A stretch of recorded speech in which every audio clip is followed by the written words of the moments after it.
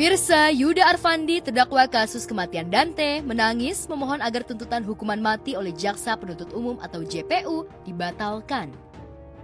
Ya, sidang lanjutan yang digelar di Pengadilan Negeri Jakarta Timur yang beragendakan pledoi atau mendengarkan pembelaan dari terdakwa. Dalam pledoinya, Yuda tak menampik jika ia melakukan kelalaian sehingga membuat Dante kehilangan nyawa. Namun tuntutan hukuman mati atas dirinya oleh JPU dianggap Yuda terlalu berlebihan. Itu sebabnya Yuda membacakan pledoinya sambil menangis. Atas timbulnya anak korban atau atas luka bagi keluarga yang ditinggalkan. Di tengah persidangan yang penuh tekanan ini, saya mengumpulkan menyampaikan mohon maaf yang sangat mendalam kepada keluarga korban, terutama kepada kedua orang tua korban almarhum Dante, pada masyarakat Indonesia yang telah terganggu dengan adanya peristiwa ini. Saya juga meminta maaf kepada kedua orang tua saya dan juga yang tercinta anak saya. Ketiga, dalam pemeriksaan saya telah berupaya memberikan semua fakta yang saya ketahui. Keempat, saya telah mengakui kesalahan dan juga menyesali perbuatan saya. Meminta maaf dan siap bertanggung jawab sesuai perbuatan dan kesalahan saya. Pada dasarnya kan memang maksudnya kita keluarga itu dari pertama kejadian itu kan maksudnya tidak menyangka akan terjadi begitu kan, nggak ada yang mau gitu. Tapi kan kita nggak bisa ngelawan takdir Allah ya. Kita ikuti aja, maksudnya kan. Yuda kan udah membacakan nota pembelaannya, itu juga dari penasihat hukumnya. Gitu. Ikuti aja nanti. Tangis Yuda membuat suasana sidang mengharu biru, karena hujan air mata itu juga terlihat pada keluarga Yuda yang hadir di persidangan. Yuda untuk mengajak anak korban almarhum Dante dan anak korban tidak pernah terpikir rencana, apalagi niat untuk melakukan pembunuhan berencana seperti yang dituduhkan kepada saya oleh penuntut umum dalam surat tuntutannya yang hanya bersandarkan pada keterangan saksi yang dan harapan kami untuk mengalir pada persidangan yang mulia ini dan akan bermuara pada kebijaksanaan majelis hakim dalam putusan. Iya, terharu, maksudnya gini kan, sebenarnya kan memang Yuda kan bukan mau merencanakan pembunuhan atau mau membunuh, bukan ya gitu. Ngapain juga maksudnya ke anak kecil begitu mau dibunuh, kasihan ya gitu. Tapi nanti aja ya teman-teman, kan masih panjang ini. Oke? Jadi minta maaf kepada anaknya, kepada mamanya. Dari pertama kejadian Yuda udah minta maaf, begitu kami keluarga. Tapi kita nggak tahu kan dari pihak sana yang mengatakan tidak. Orang saya ketemu ibunya, saya sudah minta maaf. Tapi ibunya, neneknya ya, maksudnya neneknya almarhum mengatakan tidak. Oke? Sementara itu, Daliun Salian, kuasa hukum Yuda, dalam pledoinya menyatakan jika tuntutan JPU agar kliennya dihukum mati kurang berdasar hukum yang kuat. Ia bersama timnya menyertakan juga sejumlah bukti yang dianggap mampu menggugurkan tuntutan JPU. Pada kesempatan ini, kuasa hukum Yuda juga menegaskan jika Yuda tidak melakukan pembunuhan seperti yang dituduhkan oleh JPU. Untuk itu, Daliun meminta ketegasan dari pihak pengadilan bahwa kliennya dapat dibebaskan. Pembelaan itu ada kalau dalam tuntutan jaksa ya, kita menanggapi bahwa kenapa sampai jadi hukuman pembunuhan berencana yang dituduhkan, kemudian hukuman mati dengan alasan tidak menyesal dan perbuatan sadis. Nah, itu berbagai hal yang kita tidak sependapat dengan jaksa. Satu, bukan kita tidak merasa bersalah, kita bersalah. Tetapi yang dipersalahkan itu ya tidak pada tempatnya. Macam pembunuhan berencana, ataupun pembunuhan, ataupun kekerasan terhadap anak akibat mati. Yang ada di fakta setelah kita persidangan itu kelalaian. Jadi sungguh tidak mengerti si terdakwa kalau anak ini kelelahan, tidak pada saat itu tidak mengerti. Itu bisa dibuktikan bahwa semua pengunjung itu masih ada belasan. Tidak ada yang melihat bahwa itu aneh, umpama anak itu berontak, dia nangis. Kalau memang dipaksa tentu orang akan, sekalipun dia tidak berpikir, ada gerak refleks. Ya, dia akan berontak, dia akan nangis, dia tidak akan mau lagi. Ternyata akan normal saja. Kesalahannya di situ premiernya yang diakui.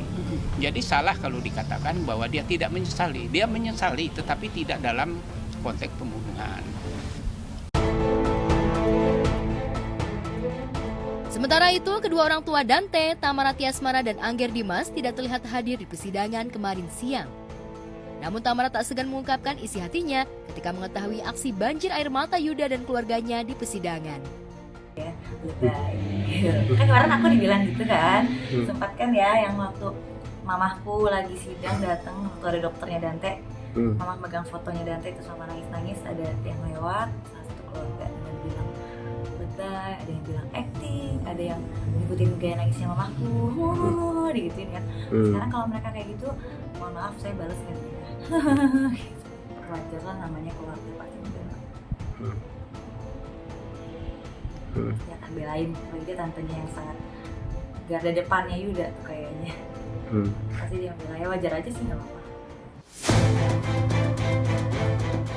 Tamara yang ditemui terlihat geram ketika disinggung soal seruan Yuda serta kuasa hukumnya yang menuntut dirinya dibebaskan dari tuntutan JPU, kemudian dipulihkan nama baiknya lantaran Yuda disebut-sebut tidak bersalah.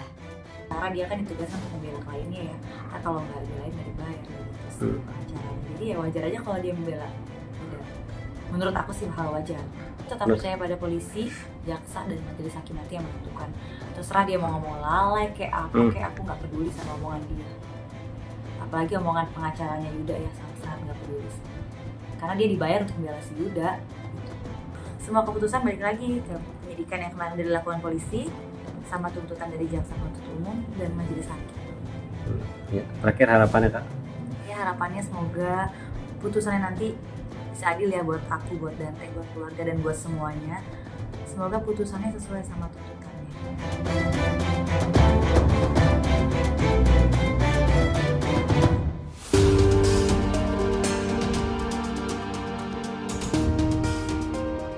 Sementara itu, suasana tegang begitu terasa ketika Romeo yang selama ini hilang mendadak muncul di hadapan keluarga Baskara Cakradinata. Baskara yang tak kuasa menahan rindu begitu melihat Romeo, tiba-tiba jatuh pingsan setelah sempat memeluk Romeo.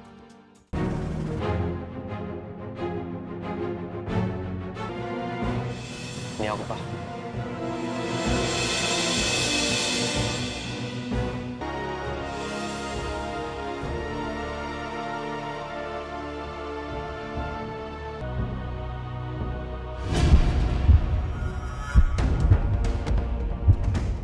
Papa kenapa, Pak?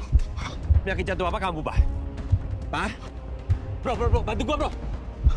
Gua panggil ambulan nih. Enggak sempat, kita harus bawa ke rumah sakit sekarang. Bukan hanya Baskara, wajah tak percaya jika Romeo masih hidup terlihat jelas pada wajah kedua orang yang ingin melenyapkan Romeo, Ajeng, istri Baskara dan praselingkuhannya. Ternyata Romeo benar-benar selamat. Apa udah berhasil nemuin dia? Syukurlah kamu ditemukan dalam keadaan sehat. Lo baik-baik aja kan, bro?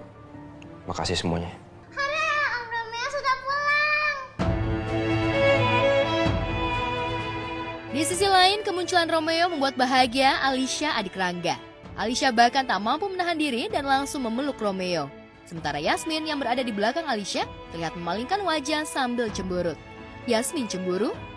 Aku nggak boleh cemburu di saat seperti ini. Aku tahu situasinya juga rumit bagi Romeo.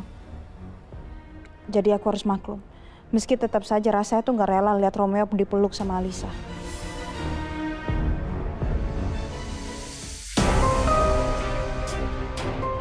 Romeo tahu isi hati Yasmin, sebab itulah ia menemui Yasmin dalam suasana romantis.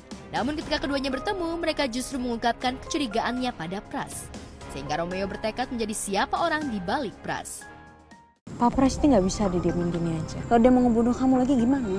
Kamu tenang sayang ya. Cepat atau lambat, ya kita bisa tahu siapa orang di balik Pak Pras. Kamu kenapa sembunyi-sembunyi dari Papa? Aku masih mau menyelidiki pelaku penembakan aku, Pak.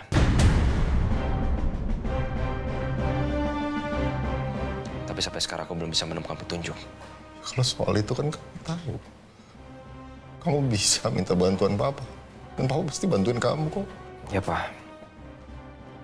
Tapi masalahnya aku nggak mau sampai penembak itu tahu aku masih hidup.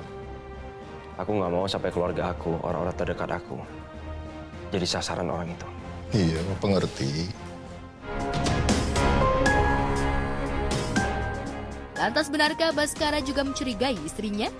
Dania, jadi dia adalah private detective yang memang cukup terkenal gitu lah di kalangannya. Sampai akhirnya dilirik sama Pak Baskara untuk menyelidiki kasus siapa yang membunuh Romeo. Itu plot aku love romance-nya nggak ke Romeo, emang nggak. Cuma lagi namanya ini sinetron ya, Allahualam. Apapun yang terjadi bisa terjadi di esok hari. Kita akan taunya H-1 gitu. Jadi aku sih sangat berharapnya tidak ya, supaya memang apa plot yang udah dijalanin sekarang ya terus berjalan aja. Dan aku baca-baca kan katanya sinetron ini lumayan banyak intriknya ya. Jadi aku nggak pengen menambah-nambah bubu untuk masuk ke dalam di antara mereka sih. Dania sudah menyelesaikan banyak teka-teki kejahatan, mulai dari hal mudah sampai hal yang bisa mengancam dirinya. Alfi, tolong siapin kontrak untuk Dania. Baik, Pak.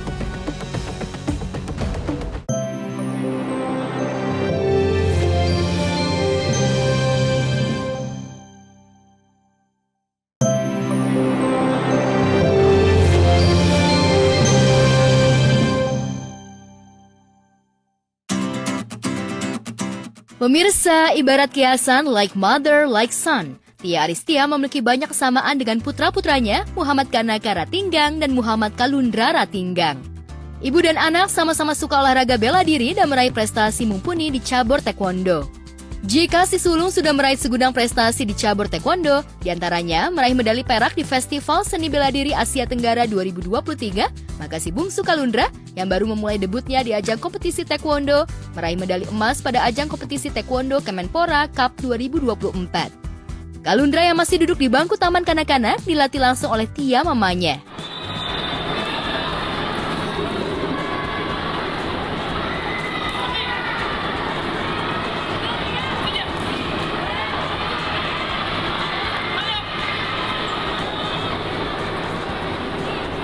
Alhamdulillah di pertandingan taekwondo kali ini adalah pertandingan taekwondo pertama Kalundra, Kerugi untuk yang fight ya.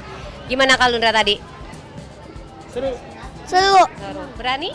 Berani. Dapat apa? Dapat emas. Dapat emas. Masya Allah, tabarakallah. Tunjukin emasnya. Yeay. Seneng nggak? Senang. Sebagai ayah, Irfan Ratinggang juga bangga dengan prestasi yang ditorehkan anak-anaknya. Sayangnya pada perhelatan itu, Kanaka si sulung tidak bisa ikut kompetisi karena kakinya tengah mengalami cedera. Ya ada, deg-degan sih ada ya. Takut kena tendang, kena apa. Cuman karena ini ibunya udah ngelatihnya benar-benar serius banget kan. Jadi percaya lah. Soalnya pengaman juga pakai pengaman semua. Kan ini anaknya masih 6 tahun, masih TK. Yang lawannya juga dicarikan yang setimpal. Jadi kalau untuk tendangan bukan yang tendangan mematikan, tapi bagaimana mereka kayak bisa mengambil poin. Karena harusnya tanding ya. Kamu kenapa sekarang? Cedera. Kenapa cederanya? Habis main bola, habis itu jalan tiba-tiba kepletek. Duduk di sisi lapangan di tempat pelatih, Tia merasa berhasil melatih anak-anaknya menjadi atlet cilik berprestasi. Namun Tia tidak mau memaksa Kanaka dan Kalundra mengikuti jejaknya. Seperti diketahui, saat remaja dan sebelum terjun ke dunia hiburan, Tia adalah salah satu atlet taekwondo andalan Indonesia. Sejak usia 12 hingga 17 tahun, pemilik nama asli Aristia Nurmita Azhar ini sudah mengoleksi 8 medali emas, 2 perak, dan 1 perunggu di sejumlah kejuaraan olahraga tingkat nasional dan Asia Tenggara. Lantas apa motivasi Tia melatih Kanaka dan Kalundra menjadi yang terdepan di cabur taekwondo? Itu bukan untuk menang atau kalahnya, tapi bagaimana mereka menuju ke pertandingan itu, persiapannya, konsistensinya, terus keberanian mereka, mental mereka menyikapi kalau mereka menang seperti apa, kalau kalah pun seperti apa gitu. Kita amazed banget gitu, maksudnya boleh jadi atlet. Iya. Jadi atlet. Enggak, emang sebenarnya nggak perlu jadi atlet. Ya maksudnya yang penting bisa, yang penting berani gitu. Tapi kalau anaknya mampu jadi atlet? Tapi kalau anaknya mau ya boleh. Jadi kita adalah dua kepala yang memang punya beda pemikiran gitu. Prinsipnya juga beda, ya namanya manusia ya. Manusia kan selalu punya pendapat masing-masing gitu. Tapi gimana caranya suamiku mengalahkan egonya, oh anaknya coba gitu. Sementara aku juga harus menurunkan standar aku. Kalau aku kan emang zaman dulu kan emang atlet taekwondo, jadi kayaknya zaman dulu kan. Ya, jadi target aku ya anak aku jadi atlet taekwondo gitu. Tapi kan memang ya itu kita harus menyeimbangkan.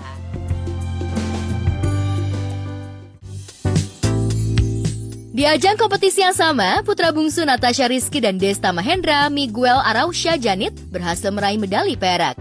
Natasha sangat bangga karena Miguel baru pertama kali masuk ke dalam ring, pertama pula ikut kompetisi dan berhasil bercokol di posisi kedua. Namun momen Miguel bertanding dan mendapatkan pengalungan medali tidak dihadiri oleh Desta.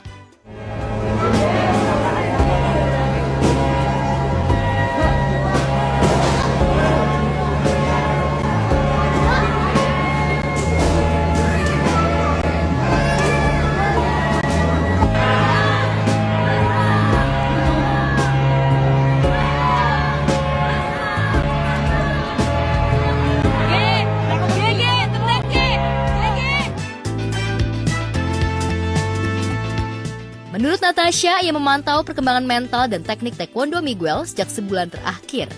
Dalam waktu singkat, Miguel yang belum lama berlatih di Sasana Taekwondo memiliki keberanian untuk bertanding di depan umum. Kenapa mulutnya ngomong gitu? Lagi di briefing, serius banget kan dia. Ibunya pelatih lagi. Oh iya, kita lawan anak Desta. Gak bisa, kamu nanti. Oke, saya.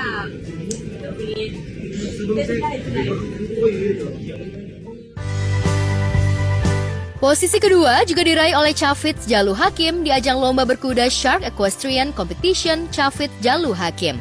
Anak keempat Irfan Hakim dan Della Sabrina itu berani ikut kompetisi equestrian 60 hingga 120 cm yang biasa diikuti oleh orang dewasa. Tak heran pada ajang kompetisi itu, Jalu harus berhadapan dengan pelatihnya sendiri. Lalu benarkah Jalu berhasil mengalahkan pelatihnya?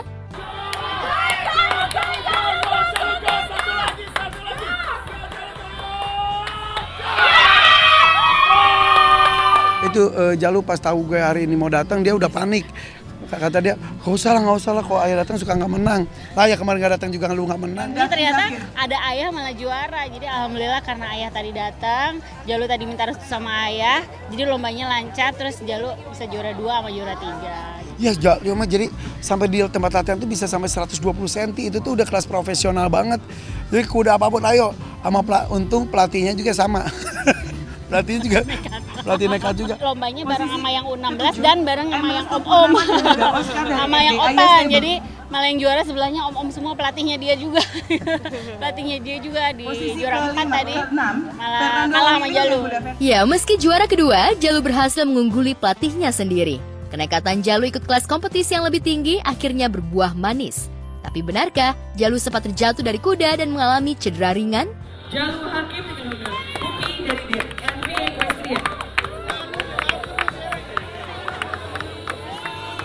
Course open untuk kelas 100 dan 110. Satu sebenarnya kalau anak jatuh memang kaget, tapi Jalu emang rada-rada udah biasa jatuh. Alhamdulillah dia juga udah pakai pengaman. Ya alhamdulillah sih tadi nggak ada cedera. Gagal menjadi jawara, Jalu tidak kecewa. Ia ingin terus memacu latihan agar bisa juara PON seperti kakak Aisyah. Tapi apakah Jalu ingin mencari kuda baru yang lebih tinggi dan mudah dijinakan? Namanya kita juga nyari-nyari lomba biar dia juga makin banyak pengalamannya, jam terbangnya, supaya dia makin biasa karena kudanya juga kan harus dilatih di lapangan tuh supaya berani. Jadi lama-lama anaknya sama kudanya juga makin terbiasa. Gitu. Sosok anak selebriti lain yang mencetak viral adalah Gala Sky Andriansyah. Putra sematawayang almarhumah Vanessa Angel dan almarhum Bibi Andriansyah yang berusia 4 tahun 3 bulan itu sudah mulai mengerti perbedaan manusia yang hidup dan yang sudah berada di surga. Faktanya beberapa waktu lalu dalam rekaman suara yang diunggah Fadly Faisal, paman Gala, bocah lugu itu curhat pilu pada pengasuhnya. Jika dulu Gala tak protes ketika orang-orang mengatakan bahwa papa mamanya sudah berbahagia di surga, sekarang Gala seolah tidak bisa menerima hal itu. Semoga papi nggak di surga lagi. Kenapa? Gala itu kan Kai udah punya papi. Nah, Gala mau kayak Kai udah punya papi. Gala juga punya papi, tapi papinya di surga. Ya, Gala papinya gak mau di surga. Kenapa? Gala mau peluk papi sama mami. Gala mau peluk? Iya. Gala kangen? Iya. Doain aja ya. Gak mau. Doain mang. Semoga mami papi nggak di surga lagi. Karena Gala mau peluk papi. Karena papi ganteng, mami cantik. Semakin besar, kelak Gala akan mengetahui papa mamanya meninggal karena kecelakaan pada 4 November 2021 silam. Tentu banyak pertanyaan di benak Gala sesuai pertumbuhan otak dan intelektualitasnya. Namun Haji Faisal dan Dewi Zuriati alias Oma Gala, juga Om Frans dan Fadli Faisal, serta Aunty Fujian sudah menyiapkan jawaban untuk Gala. Mereka juga bertekad membesarkan Gala hingga bocah tak berdosa itu tidak kekurangan kasih sayang. Gala menjadi anak yang soleh, menjadi anak yang sopan, anak yang berbahagia, dan membawa bayi yang bermanfaat. Gala udah gede nih Pak, udah bisa ngoceh-ngoceh. Bisa dia di TikTok.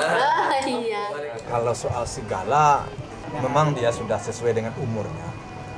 Dia sekarang sering juga bertanya-tanya sih. Cuma kita nggak mau expose aja kita. Kadang sering juga dia ya menung sendiri ya. Mungkin bertanya-tanya kali ya, mana papa saya, mana papi saya. Mungkin ya alam lah. Itu udah sering. Postingan itu keluar kapan saya nggak tahu itu. Tapi kayaknya dengan mbaknya dia ngomong mungkin sebelum tidur. Dia kan sebelum tidur selalu mendoakan papinya.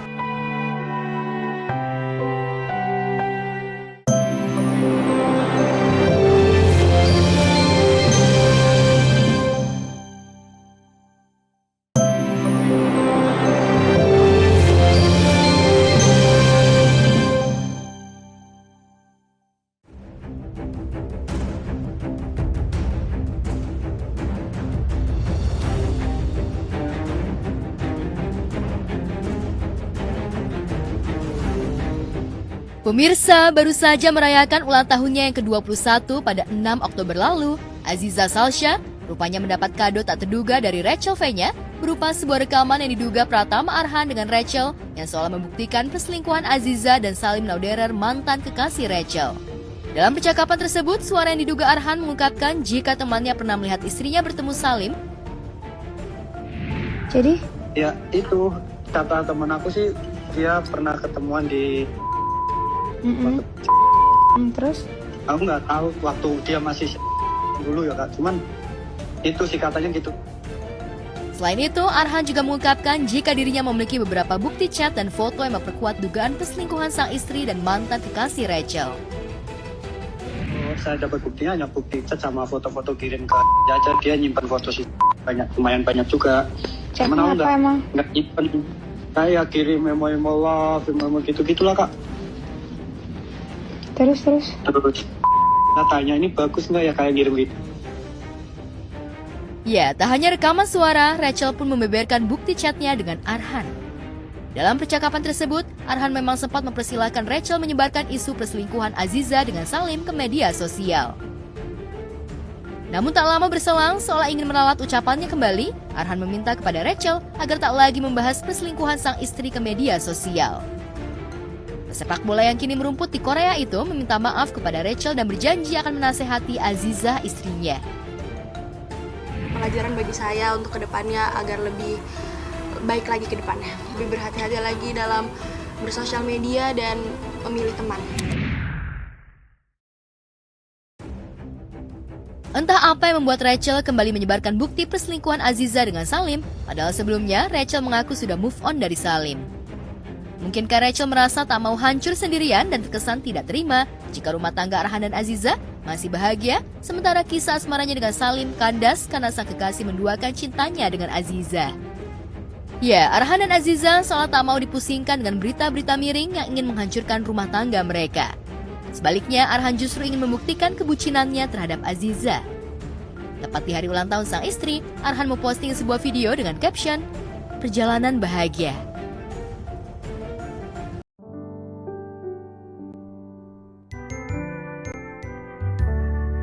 Sejak pertama kita bertemu, bahagia memihak aku dan kamu yang telah lalu jadi baru. Kita sadari itu. Video tersebut berisi kompilasi foto-foto perjalanan cinta mereka seperti saat mereka olahraga bareng, traveling, hingga Aziza yang begitu setia dan selalu menonton Arhan saat berlaga membela timnas Garuda. Lagu dalam video tersebut pun seolah menggambarkan dan harapan doa Arhan agar pernikahannya bisa bahagia meski mereka harus terpisah jarak, dan di akhir video, Arhan pun mengucapkan selamat ulang tahun dan doa untuk sang istri serta mengungkapkan jika dirinya mencintai Aziza. Setiap detik kita lewati bukti cinta yang tak bertepi. Kini kau jadi sandaran hati, beruntung ku milikimu.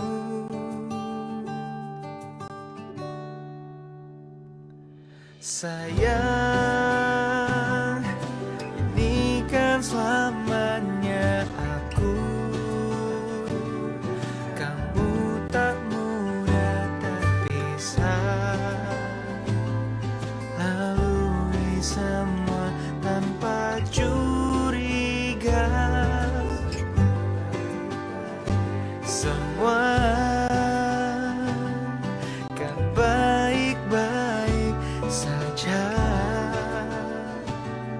hingga tua di akhir masa. Apapun kan ku perjuangkan. Hai sayang, istri aku. Gak kerasa ya, sudah kedua kalinya aku bisa ngerayain ulang tahun kamu. Ya, aku harap semua kebaikan, semua keindahan, semua kebahagiaan menyertai kamu.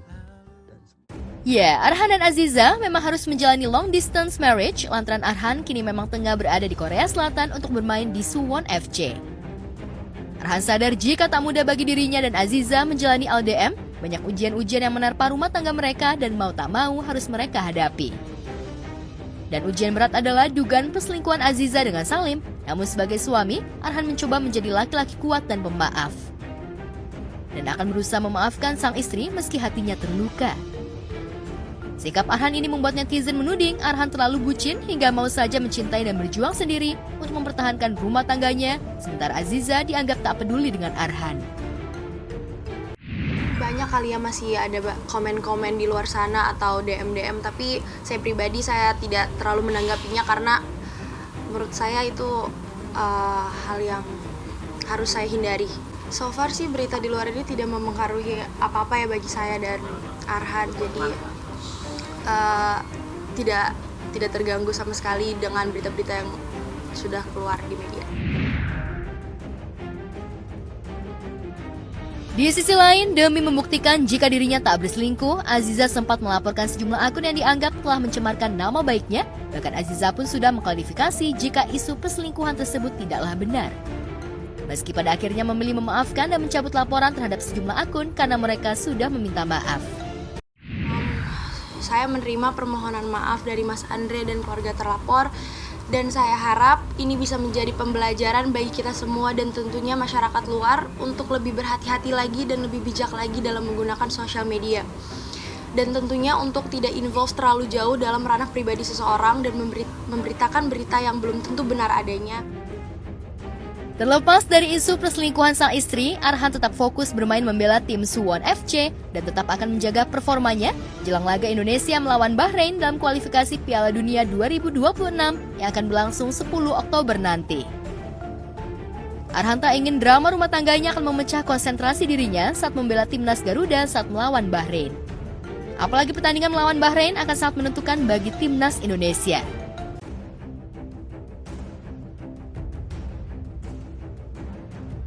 Di sisi lain, para punggawa timnas Garuda semakin mencuri perhatian netizen, diantaranya Rafael Struijk, Justin Hubner, hingga Marcelino Ferdinand.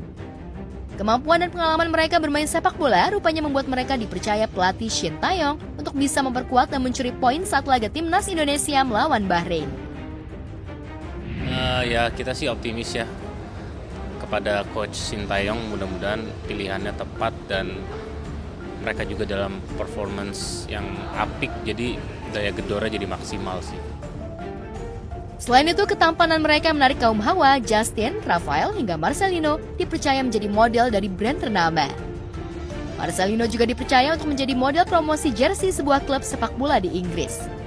Lantas, apa kata sederet selebriti melihat ketampanan Justin, Rafael, hingga Marcelino saat menjadi model?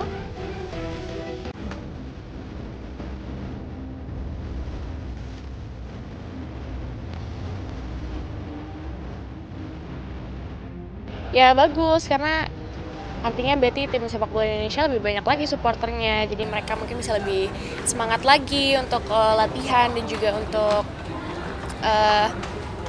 pertandingannya gitu. Seneng sih, karena emang sebagai warga Indonesia kita harus selalu mendukung tim-tim Indonesia gitu. Ya aku walaupun gak tahu apa-apa tapi aku dukung mereka.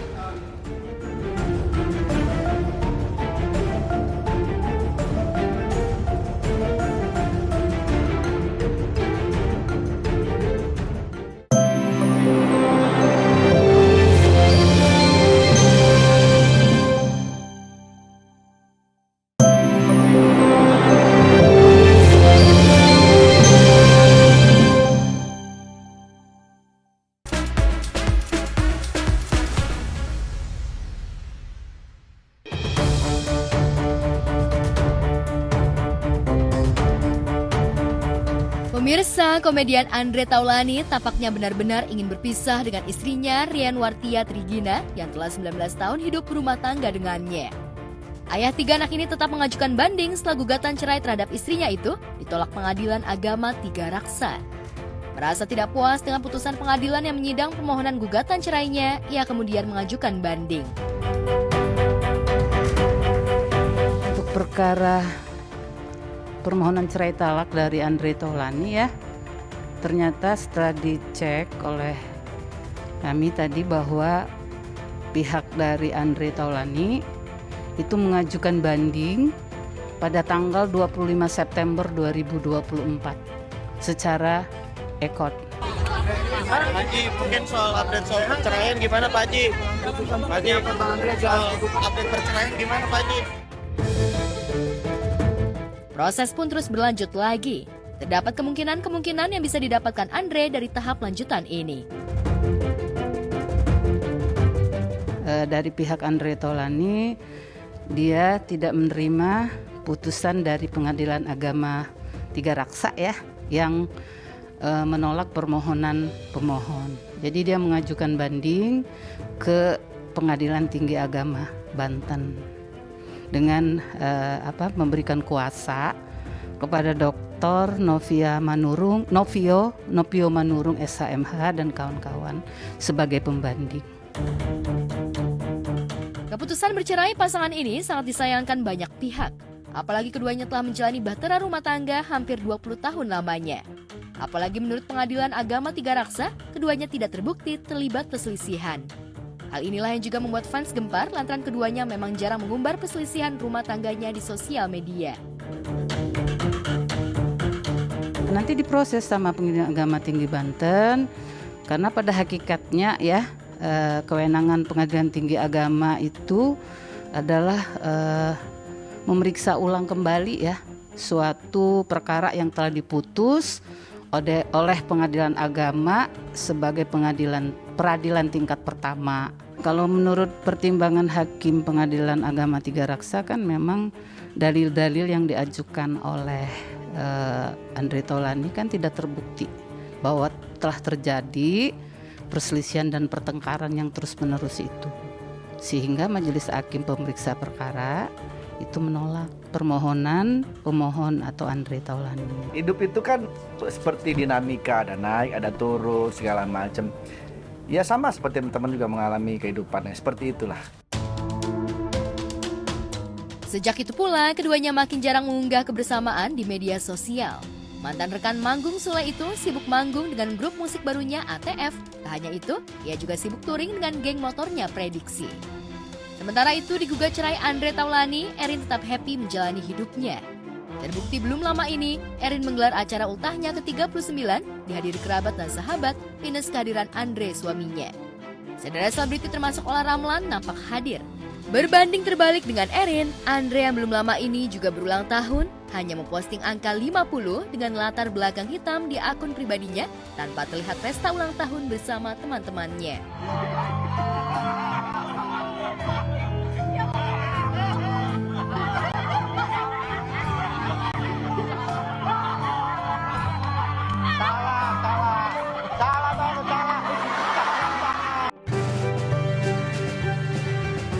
Sementara itu, kabar bahagia datang dari pasangan Empo Alpa dan Aji Darmaji. Ya, setelah 9 bulan mengandung, presenter pemilik nama asli Nina Carolina itu melahirkan anak kembar berjenis kelamin pria Senin kemarin di sebuah rumah sakit di kawasan Menteng, Jakarta Pusat. Lantas, bagaimana kondisi Empo Alpa dan sang bayi usai melahirkan bayi kembar itu? Deg-degan, campur gembira, suka, riang, pokoknya udah campur aduk tuh. Gitu ya kan, seneng ya, campur aduk seneng ya, kegembiraan kayak gitu. Metode yang canggih sih katanya ya, kurang paham ya bahasa dokter ya, yang jelas canggih itu. Sekarang pun Po udah dijahit kembali rapat lagi kayak gitu, cuman belum bisa ditemuin kan karena masih dalam tahap apa tuh, observasi. Betul. Saya kembar, bapak saya kembar, kakek saya juga kembar kayak gitu, jadi keturunan kembar itu dari saya kental. Adapun selama proses persalinan yang dilakukan melalui operasi sesar, Empo Alpa ditemani oleh suaminya Aji Darmaji. Seperti apa perasaan Aji yang untuk kali pertama dianugerahi bayi kembar laki-laki? Senang aja gitu, unik gitu kan, kan momen-momen orang juga semuanya, siapa yang nggak pengen punya anak kembar ya semuanya. Jadi dari kalangan teman, saudara, sanak famili itu pada support semua kan, pada senang gitu dengar Empo punya bayi kembar kayak gitu ya kan. Dan kita juga ngerasanya tuh senang aja gitu. Sampai saat ini, baik Aji dan Empo Alpa belum memberi nama untuk bayi kembarnya itu. Lantas bagaimana pula mereka membedakan mana sang kakak dan adik dari bayi kembar tersebut? Adakah kebingungan yang mereka rasakan melihat bayi kembar tersebut memiliki wajah yang sangat mirip? Enggak, Empo panggilnya Boboiboy, tapi kalau nama mah belum. Nama itu memang belum ada, tapi sekarang itu udah ada kayak gitu. Jadi berhubung kita punya orang tua nih dikirimlah tuh nama gitu. Ada orang tua kita ngasih nama ya kan, kita minta juga kan, tapi belum dipilih nih sama Empo gitu. Nanti lihat season berikutnya ntar pasti dikabarin namanya ya kan. Bayinya yang pertama abangnya lebih kecil daripada adiknya, abangnya 230, adiknya itu 258. Tak hanya Empo Alpa dan Aji Darmaji yang bahagia dianugerahi anak, kabar bahagia yang sama juga dirasakan pasangan Kevin Aprilio dan Vici Melani. Setelah menanti selama 4 tahun pernikahan, keduanya akhirnya menyambut kelahiran anak pertama mereka pada Sabtu 5 Oktober lalu di sebuah rumah sakit kawasan Bintaro, Tangerang. Melalui unggahan video di akun Instagram milik @Vici Melani, pasangan yang telah menikah sejak 2020 itu berbagi momen proses persalinan untuk menyambut putri mereka yang diberi nama Kimova Dasya Aprilio. Ya, alhamdulillah hari ini sudah lahir putri kami, saya sama Vici Melani, namanya Kimova Dasya Aprilio. Jadi senang banget. Terima kasih pemirsa Gospat. Artinya Kimova tuh kita suka aja ada unsur K sama V-nya gitu, namanya bagus aja gitu. Terus kalau Dasya tuh pemberian Tuhan maknanya, dari bahasa Yunani kalau nggak salah.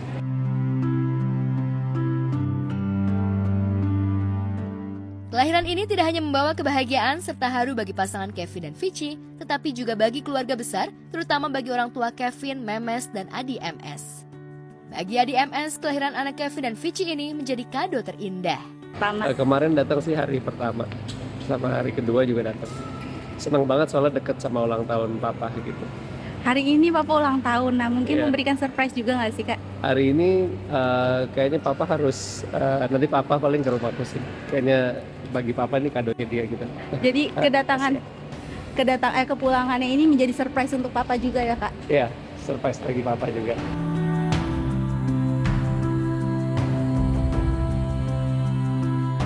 Di lain peristiwa, pasangan Kiki Saputri dan Muhammad Hairi juga membawa kabar bahagia. Setelah sempat mengalami keguguran beberapa waktu lalu, istri Muhammad Hairi itu akhirnya mengumumkan kembali kehamilannya. Usia kandungan Kiki saat ini sudah mencapai 4 bulan kehamilan. Sebagai wujud rasa syukur kepada Tuhan Yang Maha Esa atas janin di dalam perut Kiki yang telah lama dinantinya, keduanya menggelar pengajian 4 bulanan belum lama ini. Pasangan ini memilih menggelar pengajian tersebut di rumah, dihadiri dengan keluarga dan kerabat dekat.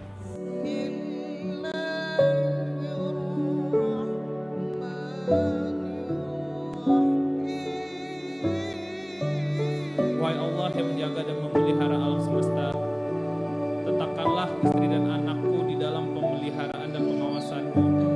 Lindungilah, jagalah dan berkatilah kami ya Allah dalam kebersamaan kami menuju ridho-Mu.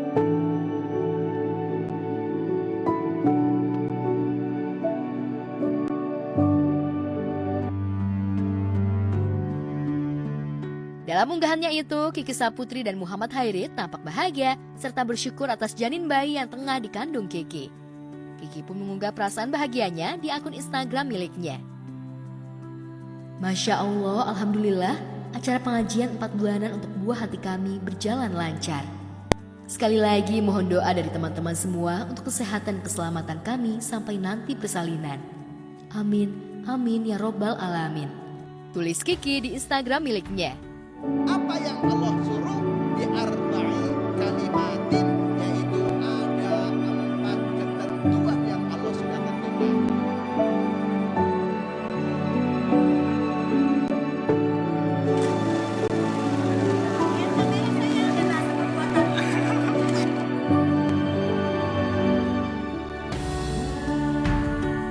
Dalam video yang diunggah itu, Kiki Saputri dan Muhammad Hairi yang mengenakan warna busana senada tampak bahagia serta bersyukur atas janin bayi yang tengah dikandung Kiki. Kehamilan komika wanita ini tentu saja menjadi angin segar bagi Kiki Saputri yang pernah mengalami keguguran pada Maret 2024 lalu. Kayak kami harus kehilangan anak, terus aku harus kehilangan juga ovarium kiri. Tidak pernah ada hidup yang benar-benar mudah. Sebagai manusia, ada rasa lelah dan sangat ingin menyerah. Setiap detiknya kami hanya bisa berharap pada Tuhan dan tetap saling menguatkan. Dalam kesempatan itu, Kiki Saputri mohon doa teman-teman dan netizen agar janin dalam kandungan sehat serta selamat hingga hari persalinan. Sampai akhirnya, kesempatan itu kembali datang dan Tuhan kembali percayakan. Doa-doa tidak berhenti kami panjatkan. Masih banyak yang sayang dan ikut berbahagia meski digempur fitnah dan hujatan. Nah, mari kita maafkan. Sebab melihatmu tumbuh dan berkembang adalah hal yang kami utamakan. Semoga kali ini Tuhan izinkan kami untuk bisa menjagamu sampai nanti akhirnya kita akan bertemu.